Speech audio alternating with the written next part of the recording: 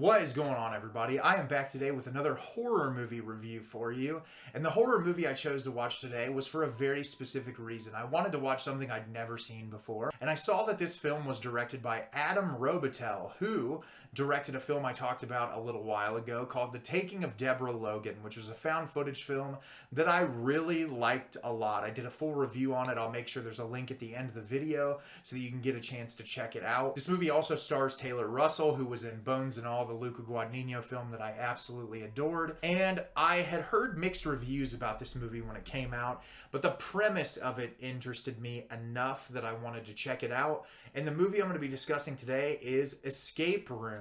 Escape Room is directed by Adam Robitel. 6 strangers find themselves in circumstances beyond their control and must use their wits to survive. So, Escape Room, a movie that is exactly what it sounds like it's going to be. People put into escape rooms that the horror element is if you lose the escape room, you die. So it's an interesting enough concept. Obviously, there's a lot of parallels that you can draw with the Saw franchise because, I mean, Saw is pretty much messed up escape room, right? I mean, there's really not another way to put it. It's like really messed up escape room. And I was looking forward to checking this out because I really liked Adam Robitel's film, The Taking of Deborah Logan. And this movie was not great. It's not terrible either. I have really conflicting emotions about it, and I'll talk about it a little bit more when I break the film down.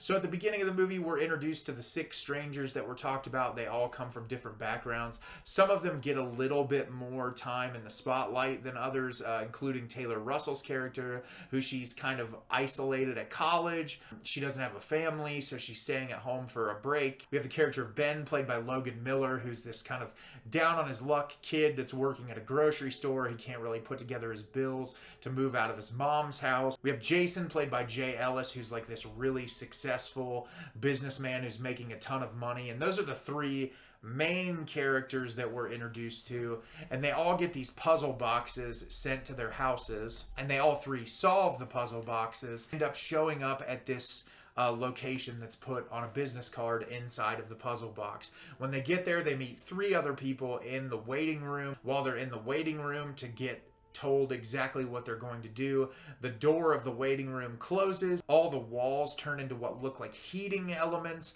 and they find out that they're trapped in an escape room and they have to figure out a way to survive. And so the entire movie is these 6 strangers going from escape room to escape room, figuring out why they're trapped in this situation, why they were the ones that were picked, and how they're all interconnected in one way or another. So, as I said, very meh for me. But first off, I want to say the positives to the movie.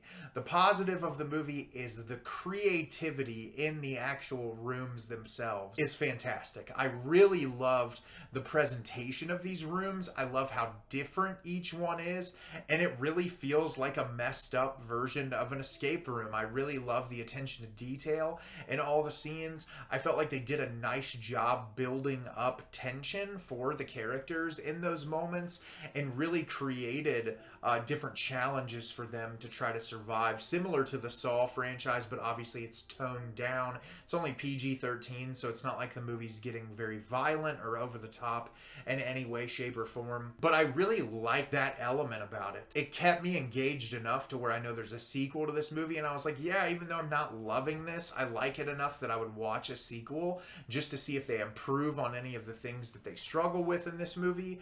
But that leads me to the negatives. The first negative is the performances in this movie. The performances in this movie are by far not great. I mentioned Taylor Russell, who I really like, but Deborah Ann Woll is in this, who's a really talented actress. Tyler Labine, who was in Tucker and Dale vs. Evil. He was also in a show I loved on TV called Reaper. People I've seen before who I know are capable actors, that just the line delivery in this felt so sloppy, and just like the people didn't care all that much. And the problem is like Taylor Russell's character has like that tragic backstory. You really feel for her, but all the other characters are so flat. Like, I just didn't care about any of them, and you've got to give me something. Like, even in the Saw movies, when the Saw movies get really stupid and over the top, there's at least like personality traits for the people that are in traps that make it interesting to watch. And this movie, everyone is just so flat, and it's really hard to stay invested with characters that just don't have a lot of depth. You have to give me something. And their conversations just drone on and on. There's a lot of like, obviously similar to an escape room, if you actually played an escape room, there's a lot of point at something and talk about it, which like after a while gets a little bit irritating.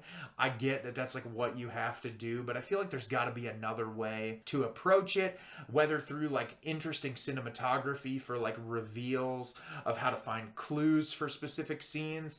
It just feels like for a concept that is so fascinating, it's delivered in the most flat way possible, which is upsetting because Adam Robitel, the director, with Taking of Deborah Logan, did something really interesting with the found footage genre and gave us interesting characters that were fun to watch and developed this really dramatic story and was able to pull a lot of punches that I was very impressed with. And you see something like this and I wonder if it's not his creative property and it's like, hey, this guy's directed a horror movie before. He can take on this escape room film. And I do know that he did the sequel to the escape room film, which I've seen people praise a little bit more than this one, and so I am going to watch it because I did enjoy it enough that I would watch another one. The other big qualm I have with this, which I'm not going to talk about it in detail, the end is really stupid. The way that they wrap this movie up, it doesn't make a whole lot of sense. It's kind of jumbled. It really just is silly, but not even in a silly way that I'm like, oh, that's schlocky and dumb and fun.